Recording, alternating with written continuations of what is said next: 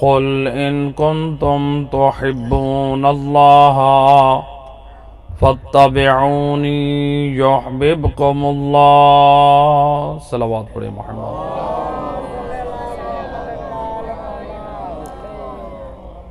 سامعین محترم، آپ کے سامنے قرآن کریم کی جس آیہ مجیدہ کو پڑھنے کا شرف حاصل کیا ہے،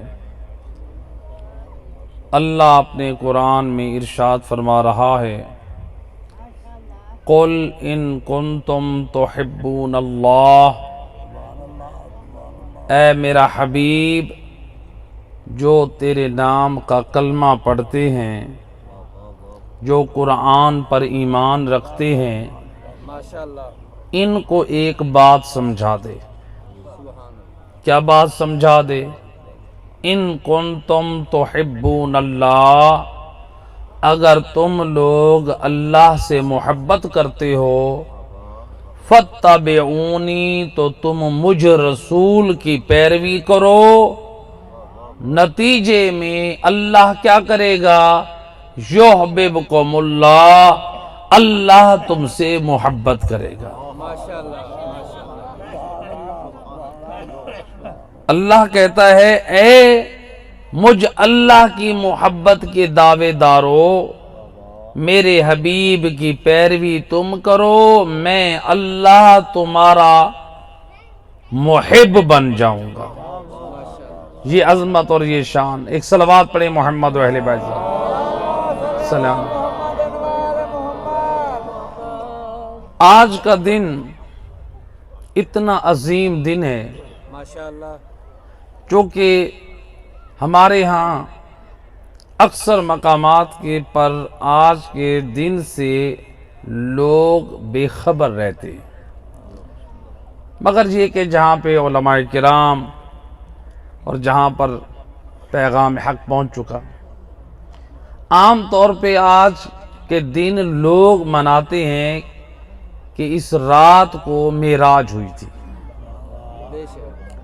لیکن مذہب آل محمد امام جعفر صادق علیہ السلام، اللہم صلی علی،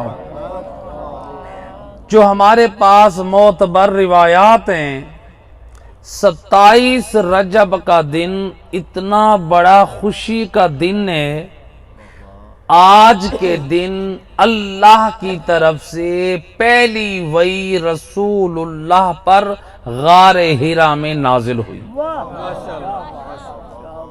جو 5 آیات پر مشتمل تھی۔ گویا اللہ نے اپنے حبیب سے فرمایا، اے میرا حبیب، یہ میرا پیغام ہے، یہ قرآن ہے جس کے نازل ہونے کا آغاز ہوا۔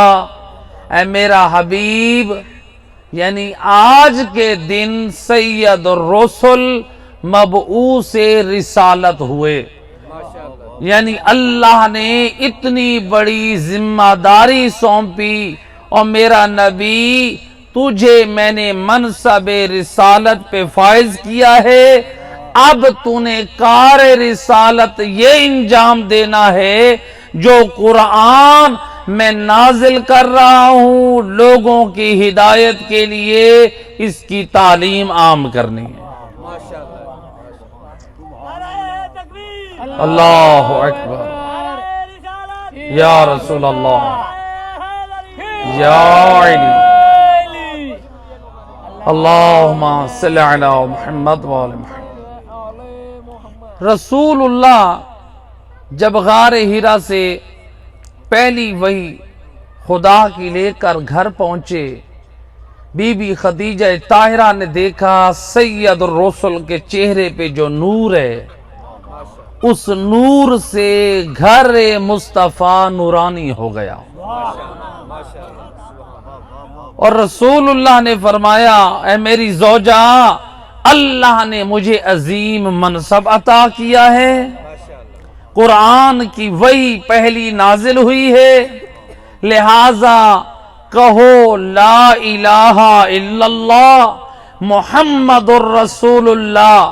بی بی خدیجہ طاہرہ جو اب تک رسول کے وجود سے کرامات و اعجاز دیکھ چکی تھی، سید الرسل کے کہنے پہ ایک لمحہ کے لیے بھی نہ ٹھہری، فوراً اپنی زبان پہ پڑا لا الہ الا اللہ محمد الرسول اللہ۔ ادھر سے امیر المومنین علی ابن ابی طالب جو کم سن بچے تھے، جب نبی نے بتایا اللہ کی طرف سے وحی کا پیغام آیا ہے، ظاہری طور پر علی حیدر کرار نے علی رسول اللہ کے نام کا کلمہ پڑھا۔ عورتوں میں پہلا کلمہ پڑھنے والی بی بی خدیجہ طاہرہ ہیں، اور امیر المومنین کل ایمان اپنے ایمان کو ظاہر کرنے کے لیے کلمہ پڑھا، ورنہ علی کی عظمت و شان یہ ہے کہ علی تو صاحب ایمان ہے۔ ایک صلوات پڑھے محمد و اہل بیت ذات پر، اللہم صلی علی۔ میں موضوع کو پھیلانا نہیں چاہتا ہوں کہ موضوع کسی اور طرف نہ چلا جائے، مل کے صلوات پڑھے محمد و اہل بیت ذات پر۔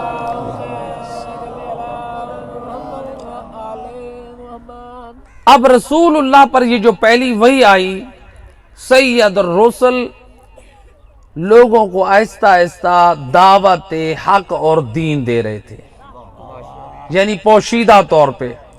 3 سال بعد یہ حکم ہوا وَأَنذِرْ عَشِيرَتَكَ الْأَقْرَبِينَ، اے میرا حبیب اب اپنے رشتہ داروں کو اکٹھا کر اور ان کو جہنم کے عذاب سے ڈرا اور جنت کا راستہ دکھا۔ یا علی۔ اب جب سید الرسل نے اعلان نبوت کیا کہ میں اللہ کی طرف سے بنایا ہوا نبی ہوں، بہت سارے لوگ اپنے اپنے دعوے کرنے لگے، ہمیں معجزہ دکھائیں۔ ایک گروہ آیا کہ اگر آپ اللہ کے رسول ہیں تو آپ ان کنکریوں کو حکم دیں جو پتھر کی کنکریاں ہیں، یہ آپ کی گواہی دیں، ہم آپ پر ایمان لائیں گے۔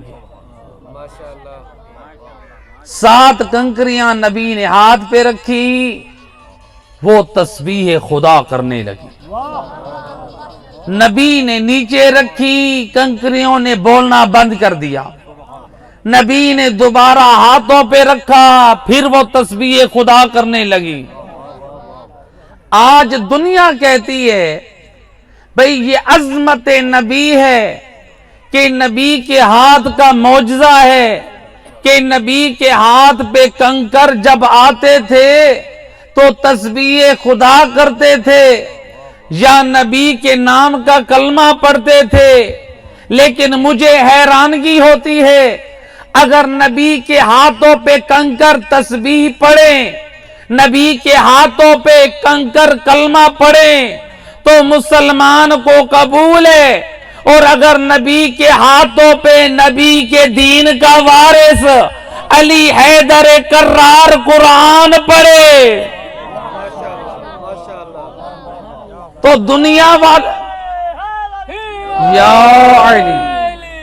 دنیا والے کہتے ہیں یہ کیسے ہو سکتا ہے، ایک معصوم بچہ اور وہ نبی کے ہاتھوں پہ قرآن پڑھے، اور میرا دوست اگر نبی کے ہاتھ پہ کنکر کلمہ پڑھے تو نبی کی عظمت کے قصیدے پڑھے، اور اگر نبی کے دین کا وارث علی قرآن پڑھے تو پھر اعتراض کیوں کرتا ہے؟ نعرہ حیدری یا علی بار محمد و آل محمد صلوات اللہ۔ بھئی نبی کے ہاتھ پہ کنکر کلمہ پڑھ سکتے ہیں تو نبی کی عظمت ہے، کیا نبی کے ہاتھ پہ علی قرآن نہیں پڑھ سکتا؟ یا تو پھر علیہ باللہ تو نبی کے ہاتھوں کے معجزے کا منکر بن جا۔ جو اللہ کنکروں کو بولنے کی اجازت دے سکتا ہے وہی اللہ علی کو بھی قرآن پڑھنے کی اجازت دے سکتا ہے۔ ایک صلوات پڑھے محمد وآل محمد۔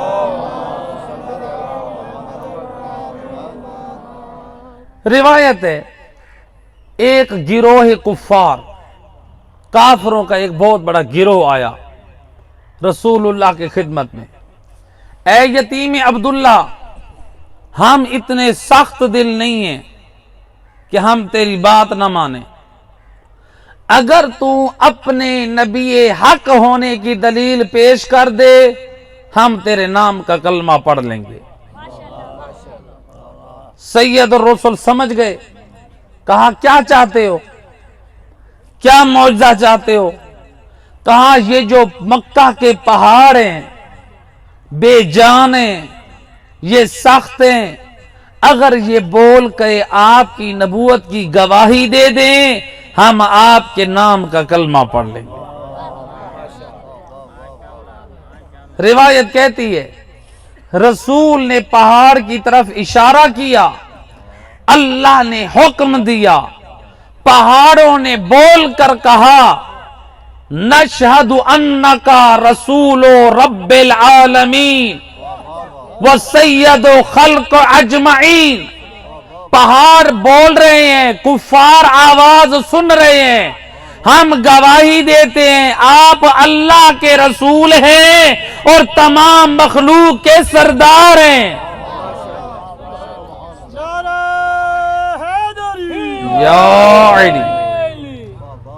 اب یہ پہلا معجزہ دیکھا، وہ کفار چاہتے تھے کہ جب ہم یہ کہیں گے تو پہاڑ نہ بول سکیں گے، وہ اپنی طرح سمجھتے تھے، لیکن اللہ نے ان پہاڑوں کو بولنے کی طاقت دی، پہاڑوں نے گواہی دی۔ روایت کہتی ہے اب رسول اللہ نے، اب وہ کہتے ہیں وہ ابھی اپنی ضد پہ ڈٹے ہوئے، اپنے کفر پہ باقی ہیں۔ نبی نے پھر اشارہ کیا پہاڑوں کی طرف، اے پہاڑ حکم خدا سے دو حصوں میں تقسیم ہو جا۔ جب پہاڑوں میں حرکت آئی، پہاڑ دو حصوں میں تقسیم ہوئی، کفار حیران بھی ہیں پریشان بھی ہیں۔ جب نبی نے یہ منظر دکھایا ابھی بھی یہ کافر ضد پہ باقی ہیں، سید الرسل پہاڑ کی طرف دیکھ کے کہتے ہیں یا جبلو کلم بحق محمد و آل محمد، اے پہاڑ محمد و آل محمد کے حق کا واسطہ بول کے میری نبوت کی گواہی دے۔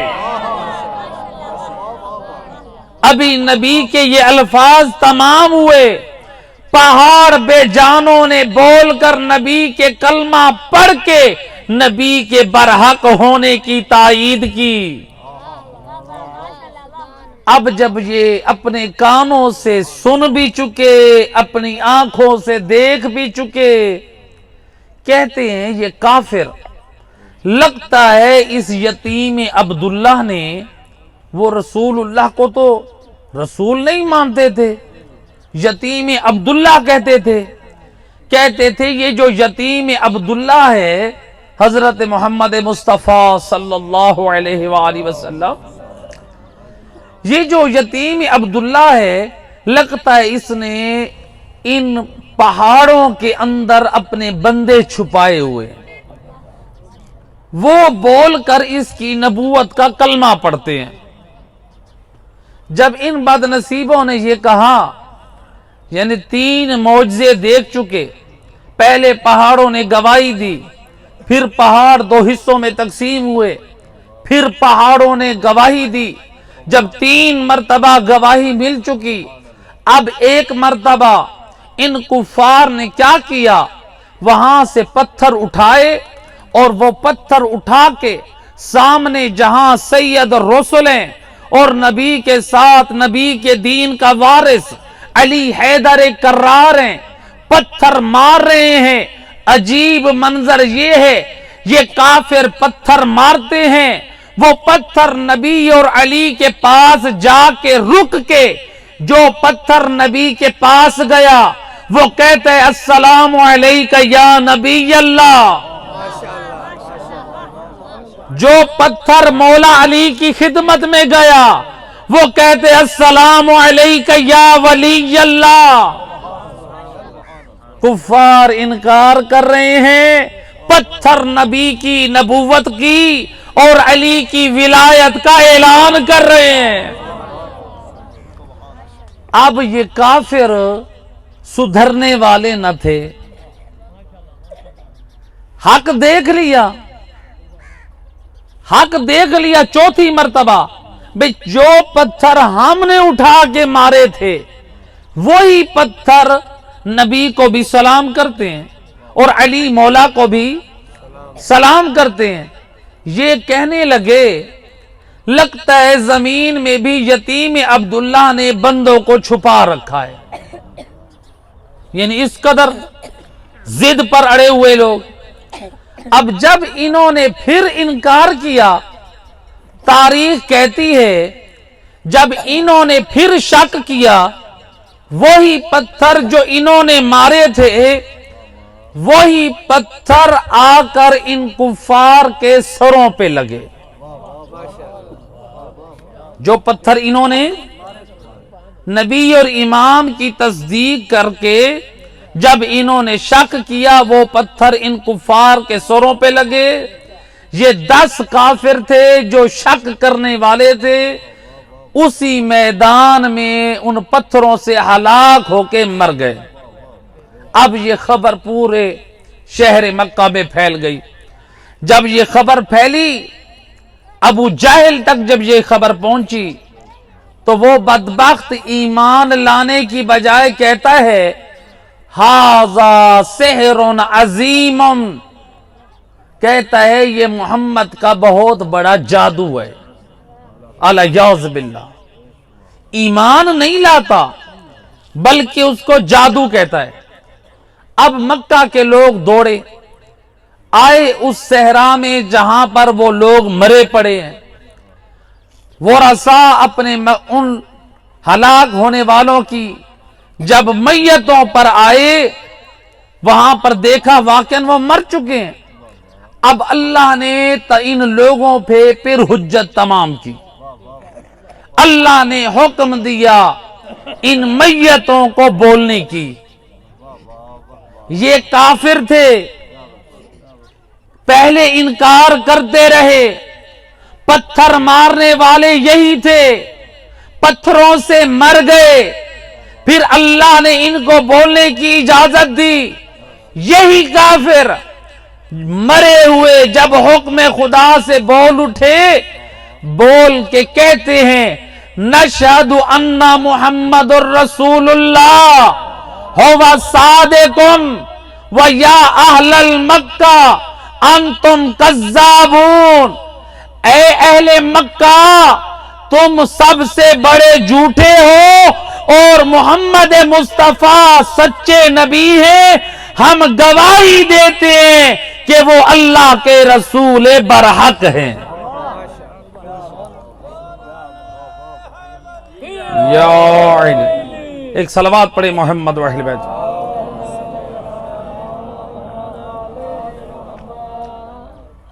یہ رسول اللہ صلی اللہ علیہ وآلہ وسلم نے حق کا پیغام پہنچا دیا، لیکن کتنے لوگ تھے جو ایمان لے آئے اور کتنے لوگ تھے جو اپنے ضد پہ باقی رہے۔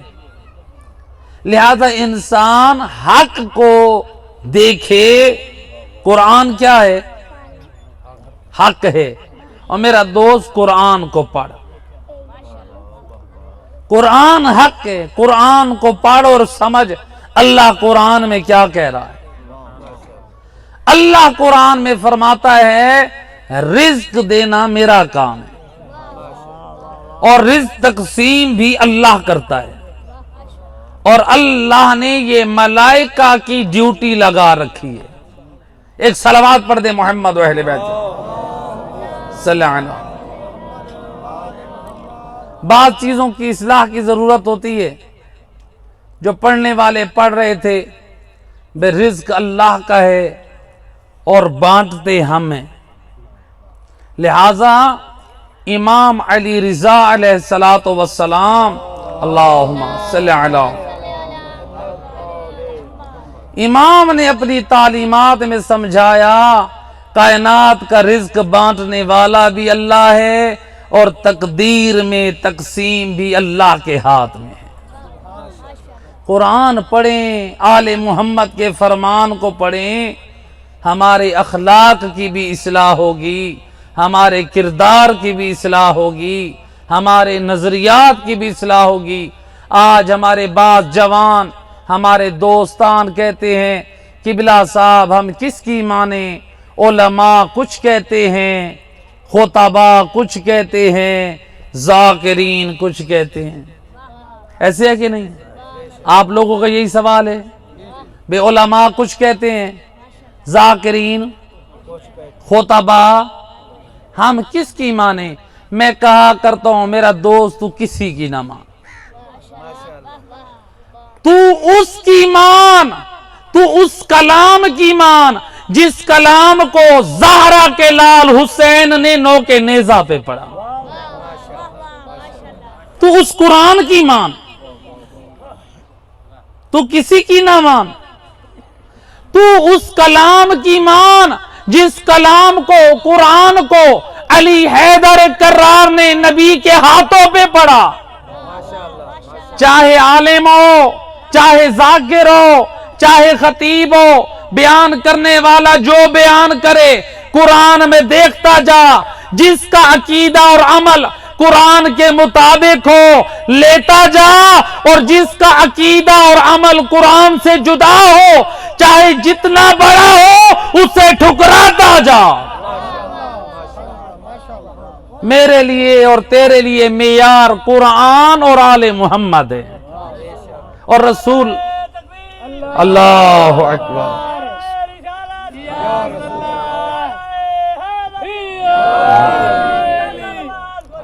اللہم صلی علی. لہذا آج کا دن یہ وہ عظیم جو رسول اللہ کے اوپر پہلی وحی نازل ہوئی، اس دن کو کہتے ہیں یوم بعثت. کیا کہتے ہیں؟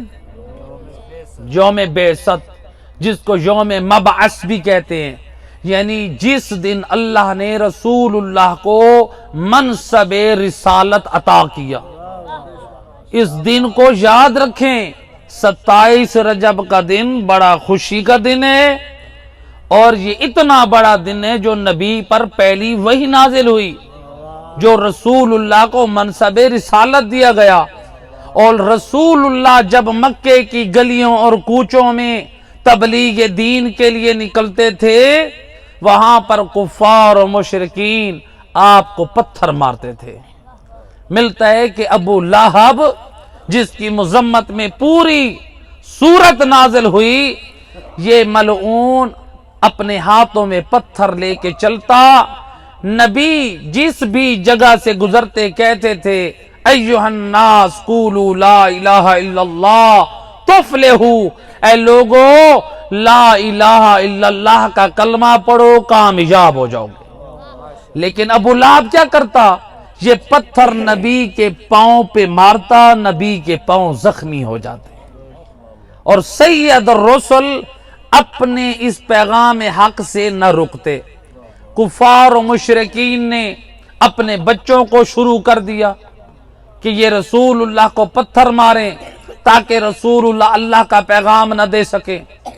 رسول اللہ جب بھی جاتے کافروں کے بچے نبی کو پتھر مارتے، نبی لولہان ہو کے گھر واپس آتے. حضرت ابو طالب سے برداشت نہ ہوا. محافظ نبوت حضرت ابو طالب. آج دنیا کہتی ہے کہ ابو طالب کافر تھے. الیاذ باللہ، اگر کافر تھے تو پھر نبی کو پناہ کیوں دی؟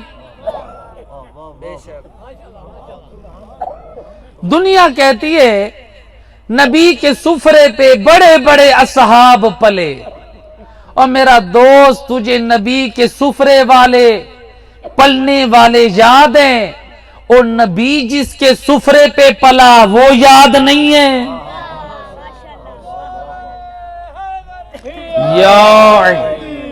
اسی لیے میں کہا کرتا ہوں نبی کے سفرے والے بنے ہیں اصحاب نبی، ابو طالب کے سفرے پہ پلنے والا بنا ہے سید الانبیاء اور سید الاوصیاء علی ابن ابی طالب۔ ابو طالب کا سفرہ تو وہ ہے، دسترخوان تو وہ عظیم ہے، تو حضرت ابو طالب کافروں اور مشرکین کے دروازے پہ جاتے کہ دیکھو اپنے بچوں کو سمجھاؤ، یہ میرے بھتیجے کو پتھر مار کے لولوہان کرتے ہیں، ان کو کہو باز آ جائیں۔ کافر اور مشرک حضرت ابو طالب کا اڑاتے تھے مذاق، کہتے تھے اے ابو طالب ہم کیا کریں، وہ تو بچے ہیں۔ کیا کہتے تھے؟ وہ بچے ہیں۔ حضرت ابو طالب نے جب بار بار کہا سمجھ گئے، لاتوں کے بت باتوں سے نہیں مانتے۔ بھئی اب تک باتوں سے بڑا ان کو سمجھایا ہے، یہ ایسے سدھرنے والی قوم نہیں ہے۔ اب ابو طالب نے محافظ نبوت علی ابن ابی طالب کو تیار کیا، اے علی اب جب سید الرسل رسول اللہ جب پیغام توحید مکے کی گلیوں میں پہنچائیں، آپ نے محافظ بن کے نکلنا ہے۔ روایت کا جملہ علی حیدر کرار نے اپنی جیبوں میں کھجور کی گٹھلیاں جمع کر لی اور نبی کے پیچھے پیچھے چل رہے، کافی فاصلے پہ، آگے آگے نبی ہیں، پیچھے پیچھے علی ہیں، اور سید الرسل اعلان کر رہے ہیں ایھا الناس، اے لوگو قولوا لا الہ الا اللہ تفلحوا، اے لوگو اللہ کی وحدانیت کا اقرار کرو کامیاب ہو جاؤ۔ جب گلی کوچوں سے بچے نکلنے لگے، ان بچوں نے پتھر اٹھا کے، جو پتھر تھے ان کے پاس، وہ پتھر نبی کی طرف مارنے لگے۔ اس سے پہلے کہ یہ پتھر ماریں، ادھر سے علی حیدر کرار نے اپنی جیب سے گٹھلیاں نکال کر ان شیطان بچوں کا ایسے نشانہ بنایا جیسے حاجی جا کے کنکروں سے 3 شیطانوں کو مارتا ہے۔ اب کسی کی ٹانگ ٹوٹتی ہے، کسی کا بازو ٹوٹتا ہے، کسی کا سر، کسی کی آنکھ زخمی۔ جب یہ لولے لنگڑے زخمی ہو کے گر پڑے اور کفار و مشرکین میں جب یہ خبر پہنچی، اب یہ سارے کافر جمع ہو کر آئے حضرت ابو طالب کے دروازے پہ۔ اے ابو طالب، یہ تیرے بیٹے نے کیا کیا؟ ہمارے بچوں کو برباد کر دیا، کسی کو اپاہج کر دیا، کسی کو معذور کر دیا، کسی کا سر زخمی کر دیا۔ حضرت ابو طالب مسکرا کے کہتے ہیں اب میرے پاس کیا لینے آئے ہو، علی تو بچہ ہے۔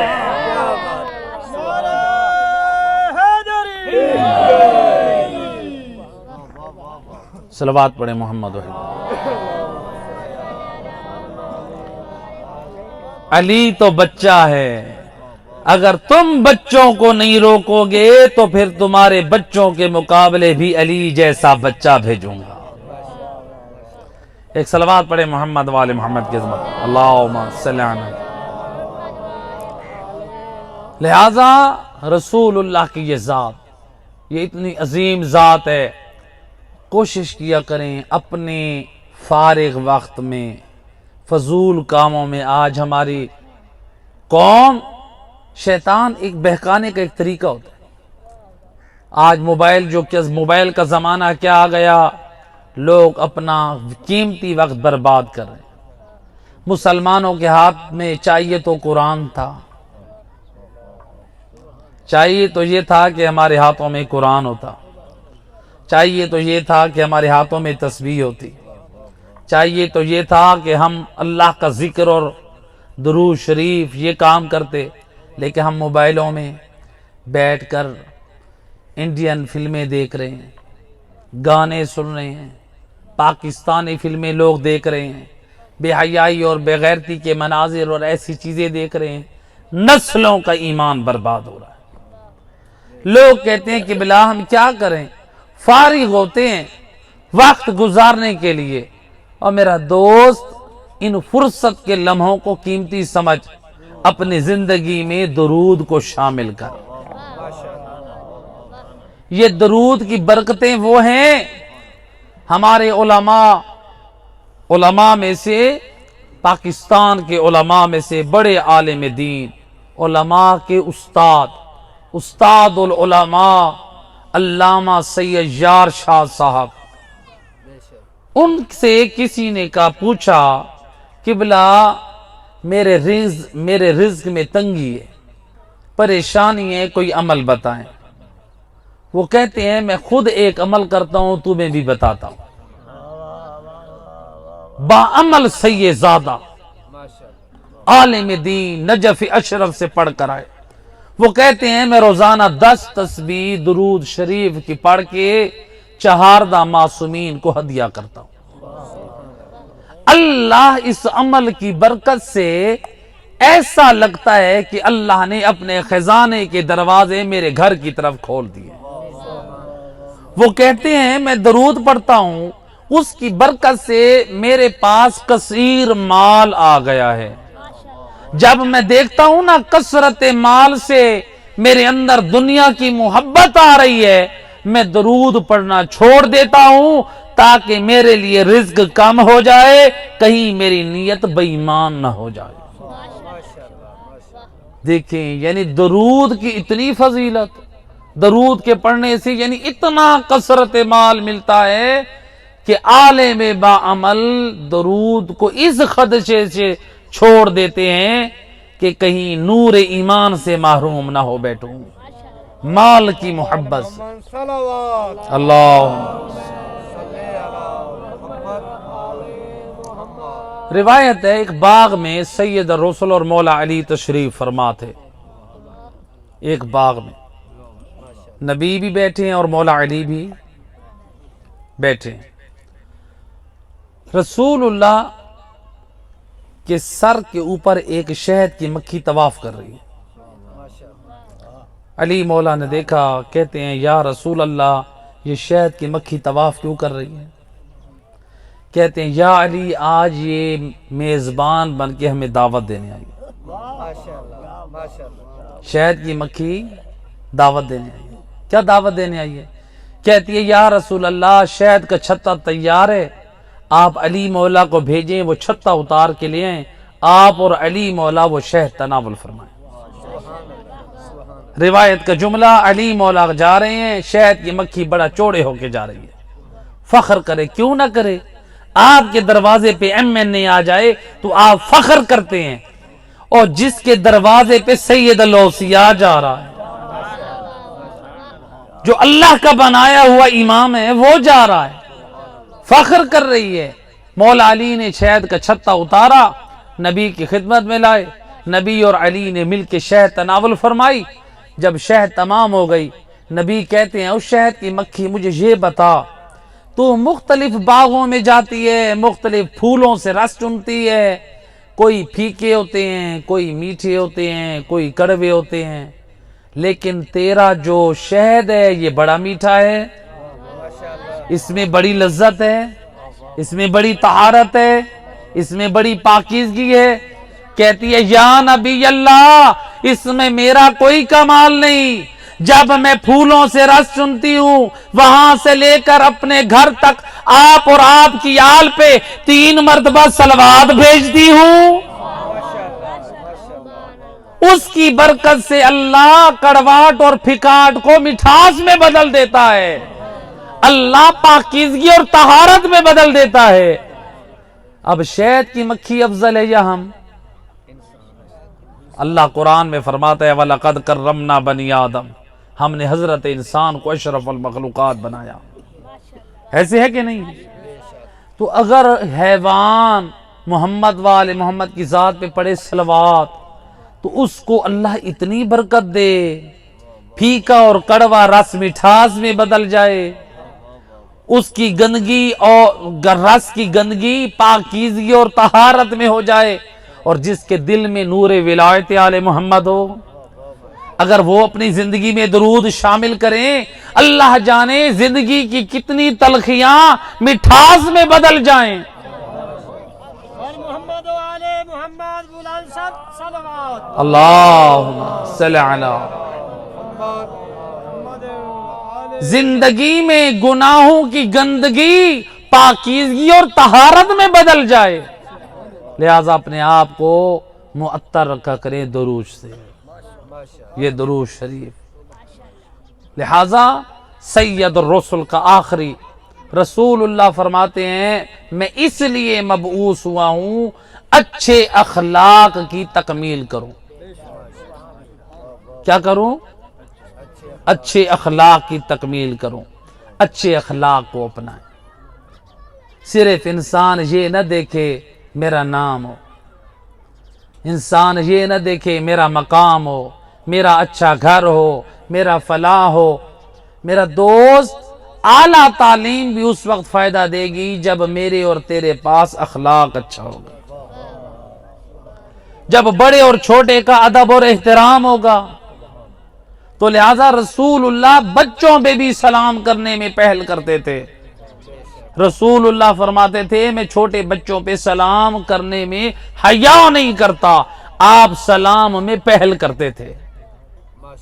تو لہذا سید رسول اچھے اخلاق کے لیے آئے، اچھی سنت کے لیے آئے۔ لہذا ہم بھی اگر اپنی نجات چاہتے ہیں تو نبی کے اخلاق اور پاک کردار پر عمل کریں، تب ہماری کامیابی ہے۔ ہم نبی کے مسلمان کہلوائیں، نبی کے کلمہ گو کہلوائیں، لیکن نبی کی سیرت نہ ہو، نبی کے کلمہ گو بنے۔ حضرت سلمان محمدی، حضرت سلمان محمدی جو نبی کے صحابی تھے، بستر موت پہ تھے تو رو رہے تھے۔ کسی نے پوچھا آپ کیوں رو رہے ہیں؟ کہتے ہیں موت کی وجہ سے نہیں رو رہا، میں اس لیے رو رہا ہوں مجھے اگر قبر میں سوال کیا گیا بتا تو نے نبی کی فلاں سنت کو کیوں چھوڑ دیا، میں کیا جواب دوں گا؟ اور میرا دوست ذرا غور کر، فکر کر، وہ ہستی جس کے بارے میں نبی نے فرمایا السلمان من اہل البیت، سلمان ہم اہل بیت میں سے ہیں، اتنا پاک کردار رکھنے والا سلمان، وہ رو رہا ہے قبر میں سوال نہ ہو، اور ہم اپنی زندگی میں واجبات بھی چھوڑ دیں، نمازیں بھی چھوڑ دیں، قرآن بھی چھوڑ دیں، دین بھی چھوڑ دیں، اور پھر ہم کہیں ہم مسلمان ہیں۔ اس دین کو بچانے کے لیے آل محمد نے بڑا خرچ کیا ہے۔ 28 کی رات ہے، مدینہ اجڑنے والا ہے، اجرکم علی اللہ زدارو۔ امام حسین کو جب کہا گئے نا یزید کی بیعت کرو، ایک مرتبہ زہرا کے لال نے زبان پہ پڑھا انا للہ و انا الیہ راجعون، فرمایا اب ہمیں اللہ کی طرف چلے جانا چاہیے کہ اس جیسا بد نصیب نواز رسول سے بیعت کا مطالبہ۔ حالات اتنا تنگ ہو گئے، زہرا کا لال نانے کی مزار پہ آئے، قبر رسول پہ سر رکھ دیا، رو رہے ہیں نانا۔ روتے روتے آنکھ لگی، عالم خواب میں نانا کی زیارت کی، نانے کی باہوں میں باہیں ڈال دی، نانا اور مجھے قبر میں رکھ لیجئے۔ رسول اللہ فرماتے ہیں میرا لال حسین، ابھی تو تجھے شہادت کے رتبے پہ فائز ہونا ہے، اجرکم علی اللہ، اے عزادارو، مولا حسین نانے کی مزار سے رخصت ہوئے، اپنی ماں زہرا کی قبر پر آئے۔ اے اللہ جانے کیسے ماں زہرا کی قبر کو چھوڑا اور بھیا حسن مجتبیٰ کی قبر سے ودا کیا۔ سنو گی عزادارو، جب گھر میں آ کر خبر دی، اے علی کی بیٹیوں سوار ہو جاؤ، تیار ہو جاؤ، ہمیں نانے کا مزار چھوڑنا ہے۔ اے بیبیوں میں کوہرام ہے، علی کی بیٹی سے برداشت نہ ہوا۔ اجرکم علی اللہ۔ اے عزادارو، روایت کہتی ہے اور بی بی ام سلمہ آئی، اے حسین، اور مجھے رسول نے بتایا تھا، اور جب میرا نواسا حسین کربلا کی طرف جائے اور میرے حسین کی خیر نہیں ہے۔ اجرکم علی اللہ عزادارو۔ کہا نانی، کیا تو میری مقتل گاہ دیکھنا چاہتی ہے؟ اور تو نے تو وقت نانا مصطفیٰ کی زبان سے سنا، ہائے ماں اجاز امامت سے، اور میرے امام نے اشارہ کیا، اور بی بی ام سلمہ نے اور کربلا میں حسین کی مقتل گاہ دیکھی۔ اے بی بی سے برداشت نہ ہوا۔ میں عرض کروں گا بی بی، ہے آپ سے برداشت نہ ہوا، آپ نے صرف مقتل گاہ میں منظر دیکھا ہے، ابھی تو حسین زندہ ہے، اور کاش آپ کربلا میں ہوتی، اور کربلا کی ام سلمہ اور بی بی زینب، اور جب 70 قدم میں بھائی کو دیکھ رہی تھی، اور شمر لعین کا خود خنجر اور حسین کی پسے گردن۔ اجرکم علی اللہ۔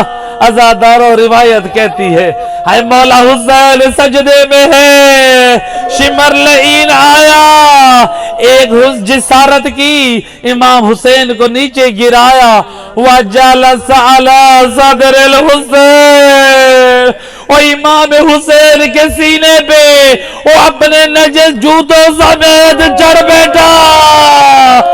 فقط یہاں تک نہیں ہے، عزادارو، روایت کہتی ہے، اور شمر لعین نے کیا کیا، وَأَخَذَ لَحْيَتَهُ، اور میرے امام کی ریش مبارک کو پکڑا، وَلَطَمَ عَلَى خَدَّيْهِ، ہے ان رخساروں پہ جسارت کی، اور جن رخساروں پہ مصطفیٰ بوسے دیا کرتے، اور رخساروں پہ جسارت کی، اور جہاں زہرا بوسے دیا کرتی ہے۔ اللہ